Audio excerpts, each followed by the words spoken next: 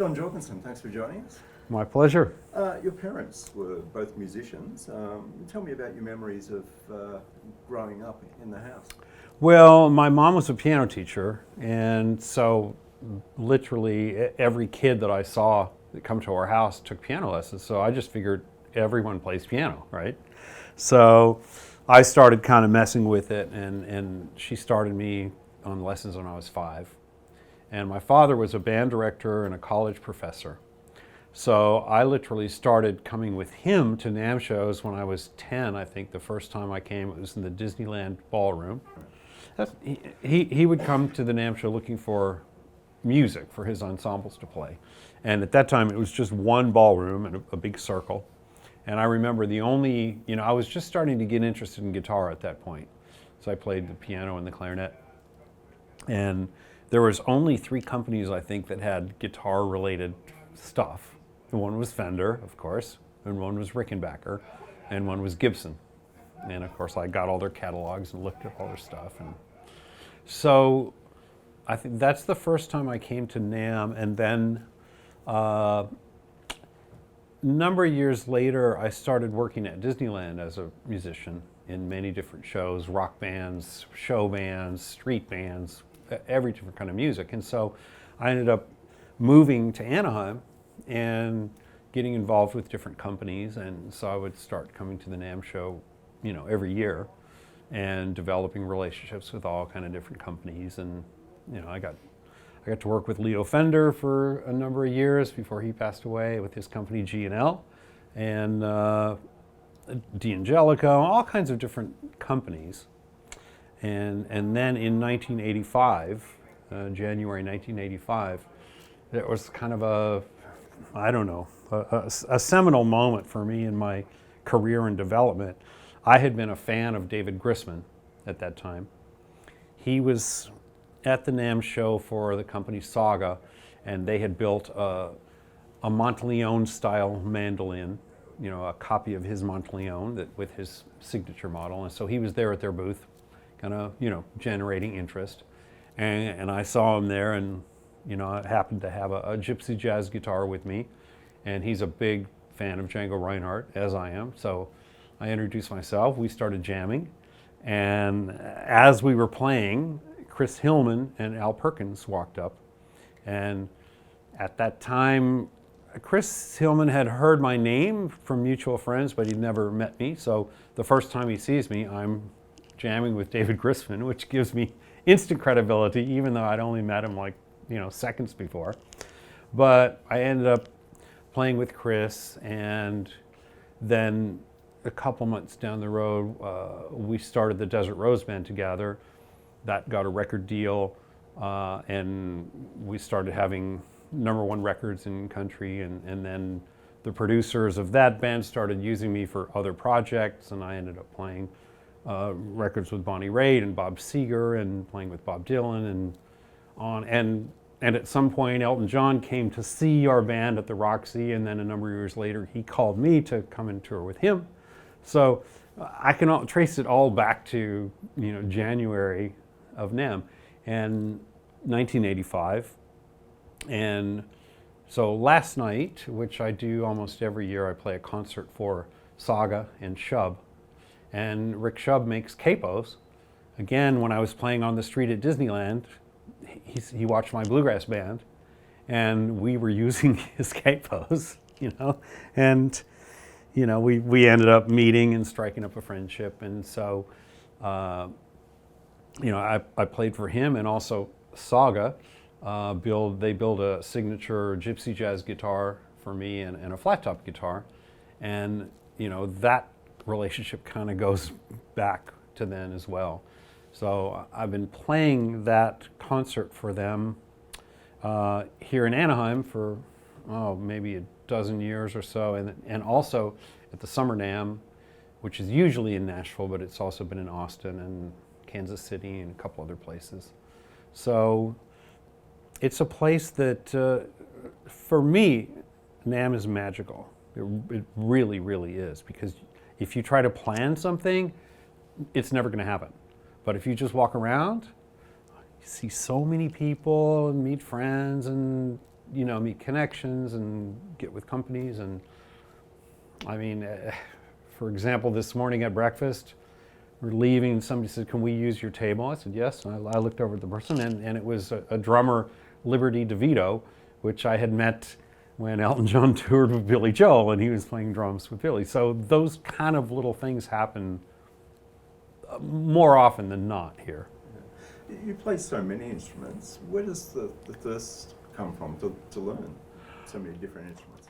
Well, really, the first was, it was just to kind of compete with my sister, to be honest, because my sister was 2.5 years older than me. So in first grade, you would normally start taking piano lessons, right? So my mom started teaching her piano, and I would sit and listen to her play. And then when she was done, I'd get up there on the piano and try to figure out what she had done. So my mom, being a smart teacher, started me, but in a different book, because I could play by ear already, she figured, but I needed to learn how to read music. So that was the first instrument. And then I started figuring out I could play themes to TV shows that I liked, like Batman and the Addams Family or something like that. And I really enjoyed it. And then usually in 5th grade, when you're about 10 years old, you get to choose a band instrument at school. So my sister chose the flute. Again, I didn't want to be outdone. Hey, she's playing 2 instruments, so I'm going to play 2 instruments. And I always liked the sound of the clarinet in Peter and the Wolf, when they would play the melody of the cat, right? So I started learning the clarinet when I was about 8. And then, and that was, I was 8 in 1964, and the Beatles were coming out and getting so popular, and of course I saw them on Ed Sullivan's show, and so I started getting interested in the guitar at that point.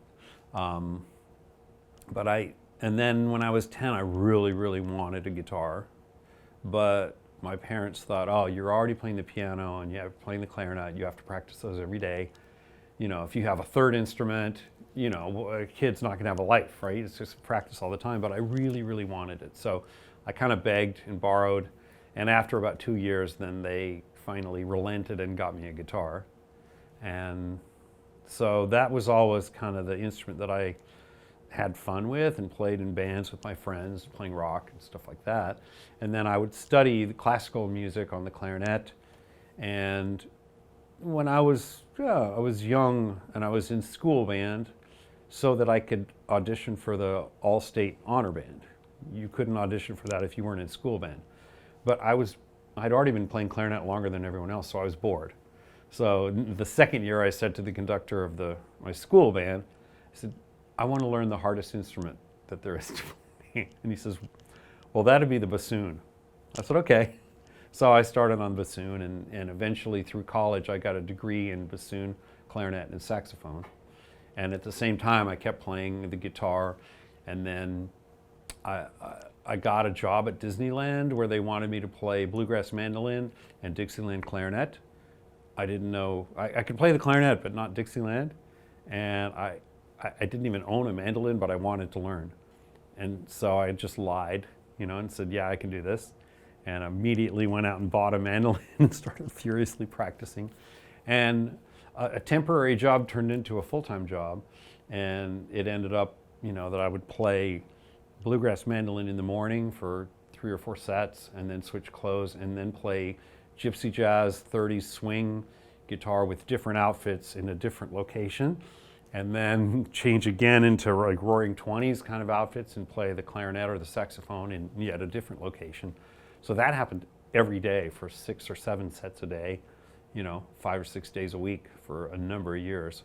And then at nighttime, I would drive up to Hollywood and play in rock bands or rockabilly or country or something like that. So my life has always been like multiple instruments, multiple musical styles, and that's actually kind of when I'm the happiest, when I get to do a lot of different stuff. Yeah. You mentioned the Desert Rose Band, but another band you're famous for playing is the Hellecasters. Yeah. With Will Ray and Jerry Donahue. I believe that was supposed to be a temporary thing. It was. We were friends. At that time, there was a really healthy kind of roots, rockabilly, country, honky-tonk scene around North Hollywood, kind of centered around a club called the Palomino, which had been there. I mean, Hank Williams played at the Palomino, and the Flying Burrito Brothers, and Linda Ronstadt, and everyone from Patsy Cline, to the Sex Pistols played there. So there was a really healthy scene, and I became friends with Will.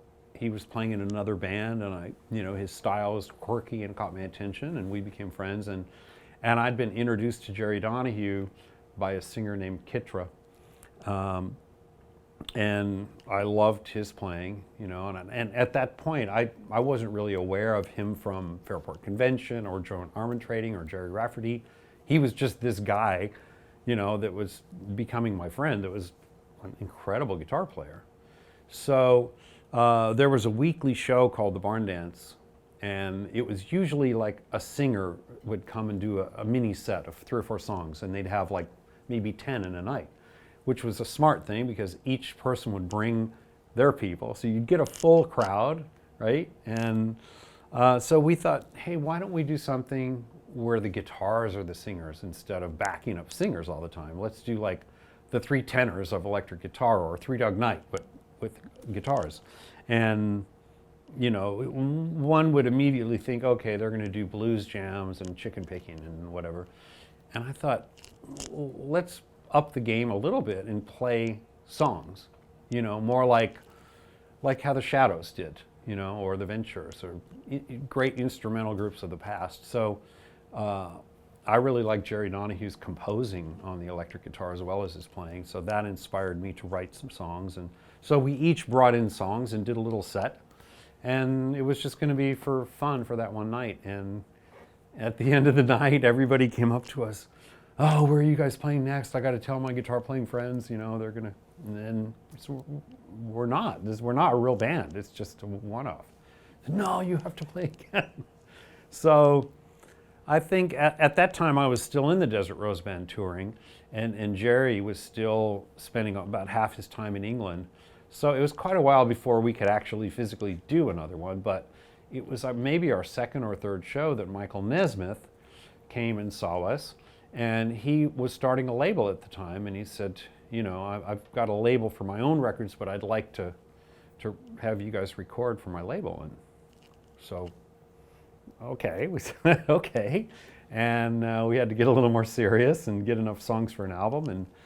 And then that album was voted #1 album of the year in Guitar Player magazine, both in overall and in country. And we were pretty blown away, because it was just something we started as fun. And then by the time our second album was ready to come out, Elton John had asked me to tour with him. So, it made it a little more difficult to promote, our second album as much as we did. But still, we ended up doing 3 albums and a couple of DVDs, and we had, I think we're the only other band besides the Ventures to have signature model Fender guitars, a whole set of them. And they were introduced here at NAMM in 1997. So that was pretty exciting. The same year, I think they had a Noel Redding bass, and he was here. So we got to play his composition, Little Miss Strange, for him in the audience, which was pretty cool. And that same year, the Matchless Amplifier Company, which I had helped get started, they also introduced a signature model Matchless amplifier with the original designer Mark Sampson, who had been a good friend of mine, and I kind of cajoled him to moving out from Iowa to California and begged him to build me a new amp that sounded like my old Vox AC30s but wasn't old. So that's where the Matchless amp came from. When did Django Reinhardt come into your life? In 1979, that was the time when I got that job learning to play mandolin and Dixieland. And at that time, like I said, I didn't know Dixieland, I didn't know traditional jazz, and I wasn't even that fond of it, to be honest. But then, playing with people that were interested in that music, I started realizing, okay, it's not this corny Shakey's Pizza Parlor music, it's actually really cool. I started hearing Louis Armstrong and Duke Ellington and Eddie Lang and Dick McDonough on guitar, and so there was this whole world of 20s and 30s music that I was discovering. And the banjo player that I was playing with was named Doug Maddox, and he was a virtuoso, and he could play not only 5-string banjo with the finger picks like Earl Scruggs, but he could play plectrum banjo, which is a different tuning, and tenor banjo, which is yet a different tuning. So tenor banjo is a little more single note, and he could play these pieces by Harry Reeser, who was a virtuoso banjo player of the 20s and 30s. Amazing showpieces, and people would just be stunned, right? And I thought, okay, there's got to be a guitar player that's that flashy and cool from that time period. And the ones that I'd heard were great, but not like that. And then people started telling me, oh, you got to hear Django Reinhardt.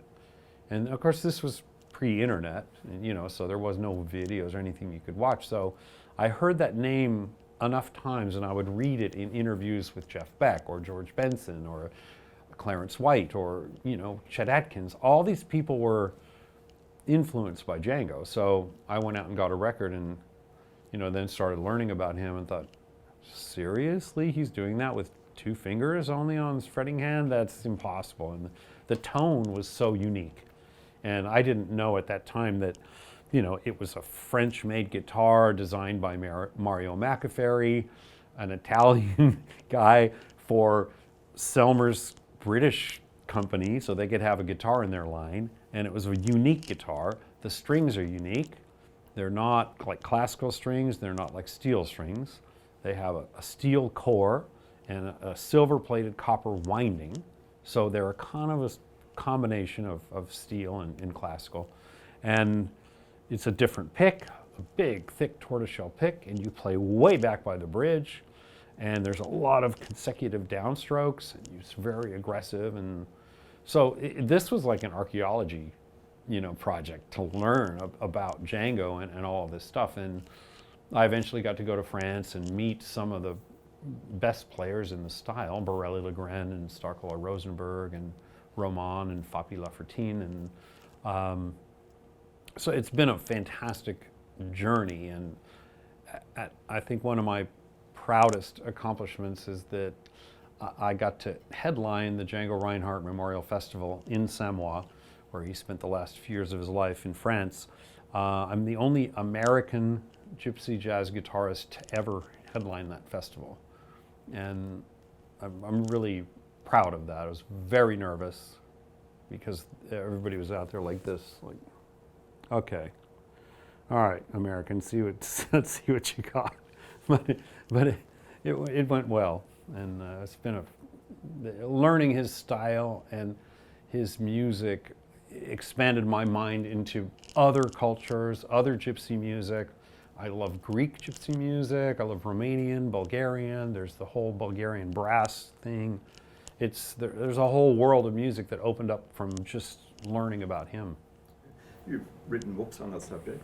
Why is it so important to impart that knowledge?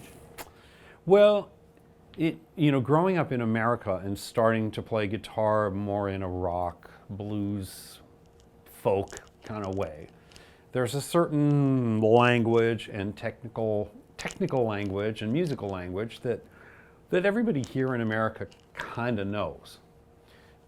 But that style of guitar playing is completely different. So when you first hear it, it's like from another planet, really. It's like trying to speak to someone in Chinese or something. It's, if you don't know it, you just don't know it. But I spent so much time learning it on my own, and I understand music theory and different things like that from my background, that I felt like I could help people that it was too mysterious sounding to even crack the code.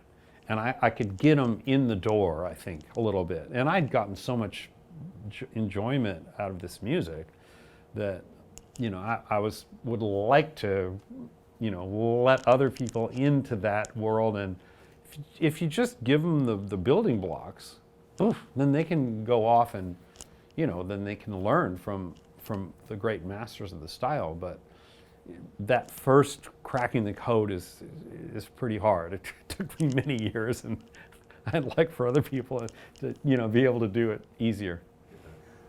You've always played with real instruments and real musicians. How has technology impacted on what you do over the years? Well, I've always tried to keep up with technology. I'm not a technophobe. I actually really like it. I mean, I remember like anxiously waiting for the first MXR flanger to be available because I thought it would give me that doubling sound that I heard on Beatles records, you know. Of course, it didn't quite, but it was the closest thing at the time, you know. And, you know, of course, I love the digital technology and the way that things can be manipulated in you know, in digital recording. And I always thought that I would set up some sort of a MIDI orchestral studio for myself. But as you said, I play the real instruments, so it was always easier for me to just go ahead and play the keyboard or the guitar or the clarinet or the percussion instruments or whatever. But, you know, amplifying acoustic instruments is such a challenge to make them actually sound like they do and then be loud, you know. And so the most recent kind of thing, I always dreamed of something, I thought you could look at the wave of a piezo pickup on an acoustic guitar, look at it on a screen, and then look at the wave of a microphone and adjust the one to sound like the other. I always thought that would be really cool, you know. Well, finally a company has done that. It's called Tone Dexter. And you literally plug your piezo in, you plug in a microphone, you play for 30 seconds or so. It listens to the microphone, it listens to the pickup, and it figures out how to make your pickup sound like the microphone. So you get all the qualities of whatever mic you choose, whatever placement you choose. You get all those qualities without any of the problems of a live microphone. And it'll store that sound. And so that's what I use now for my Gypsy Jazz guitar, for bouzouki, for mandolin, for flat top guitar. It's just like a miracle. You know, it's fantastic. So technology, come on, I'm there. Just backtracking, we probably glossed over it, but the Desert Rose Band, I was talking, we had Henry Diltz, a photographer, here yesterday when we were talking about bands in the 70s, and somebody Country rock royalty, Henry Diltz. somebody was talking about the Eagles, and somebody mentioned that the Desert Rose Band was quite an influence to some of the Eagles members. Wow. Well, when you think back of the days with that band, what comes to mind? well, the original concept for the band, I was playing with Chris Hillman completely acoustically at the time in a quartet with Chris and I would switch back and forth the mandolin and guitar, and Al Perkins was playing dobro and Bill Bryson was playing bass. And Al, of course, had been with Chris in Manassas and also in the slightly ill-fated Souther Himmeln Furay band. But the songs that Chris was bringing in, I felt were not strictly acoustic songs. And I had a sound in my mind that was equal parts The Pretenders and Bill Monroe. So bluegrass harmony, but with classic British kind of pop guitar sounds, and bring those together, put a pedal steel in the mix, and a good rhythm section, and see what we get. So I knew Steve Duncan. He had played with Rick Nelson in the Stone Canyon Band, which I loved as well. Another early pioneer of country rock. People don't think of Rick Nelson like that, but he really was. And of course, Bill Bryson had been in the Bluegrass Cardinals and in the Country Gazette. Was a great player and singer. J.D. Maness was like one of the, you know, gods of pedal steel. And Herb Peterson is the harmony singer that everyone wants in their band. And then Chris Hillman as lead singer, and I was the third harmony singer. And so I got to do all my classic British guitar sounds and bring some from Chris's past of the Byrds, you know, using the Rickenbacker 12-string. But I also loved the 6-string bass kind of stuff that Dave Edmunds was doing at the time, and, you know, had been used in some classic country like George Jones and of course Duane Eddy and things like that. So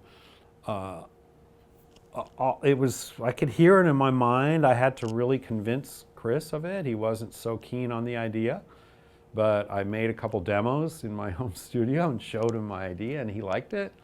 And then, you know, we did a show at the Palomino again, and we got signed a record deal, and our first single was like top 30. Our second single was like top 5. And then our third single, On for a String, was #1.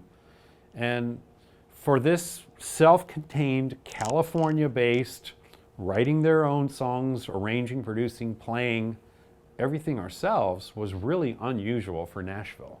Because Nashville is a bit of a machine, and they like a piece of your songwriting. They want you to record there. They want you, all of those things. So the only thing we had really from Nashville was our producer, Paul Worley. But I think because of that, we sounded different. And radio programmers really liked, they kept saying, you guys have such a fresh sound. And it was different, you know, at the time. So I was really proud and happy, and, you know, happy to see that music that I heard in my mind actually kind of worked on commercial radio at that time.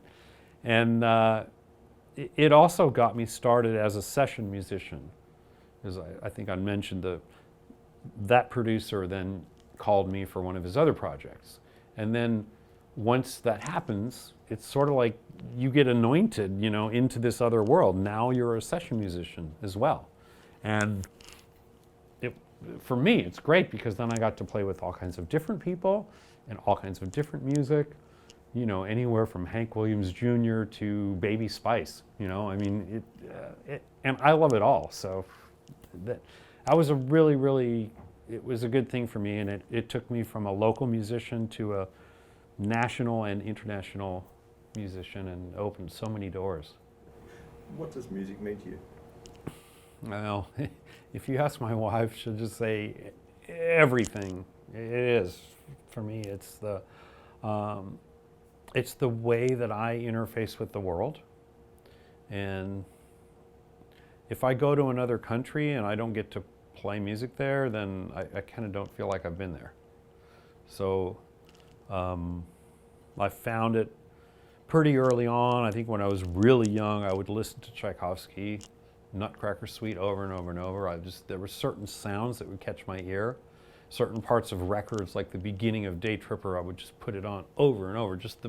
I didn't want to hear, even when the band came in, just that guitar, the beginning. So, and the sound of the harpsichord when I was a kid, I loved that sound. So I've always been really attracted to sounds, and I like harmonies. I love that. And as I grow and stay in the music business, if you want to call it that, or the performing world, I've been able to see how music can be a healing force, and it can bring people together, it can unite people, it can create ideas. I mean, just for example, about a couple weeks ago, the town that I live in, Ventura, pretty much burned down not too long ago, and it's been a pretty stressful time. And during that time, I was having to do a lot of driving and late night driving to get away from smoke and stuff like that. And to keep myself, you know, kind of pumped up and awake, I would listen to the Smithereens. I love that band from New Jersey. And I'd become friends with the drummer over the years. And anyway, after one extremely long night of loud singing and driving, the next morning I found out that Pat Donizio, the singer and main writer, had passed away. And so, you know, I immediately contacted Dennis Deichen as a drummer, and, you know, with my condolences, and said, if there's any, you know, kind of a tribute or anything like that, I would like to be involved in that. And as it worked out, I was able to be involved in that. And as I find is often the case, George Harrison seems to always have the perfect song for every occasion. So I chose to do All Things Must Pass. And, you know, for me, it was really emotional. And I think it was for some of the audience too. And so, it can help you celebrate joy. It can help you move through grief. It's everything. John Jorgenson, thanks for your time. You're very welcome. My pleasure.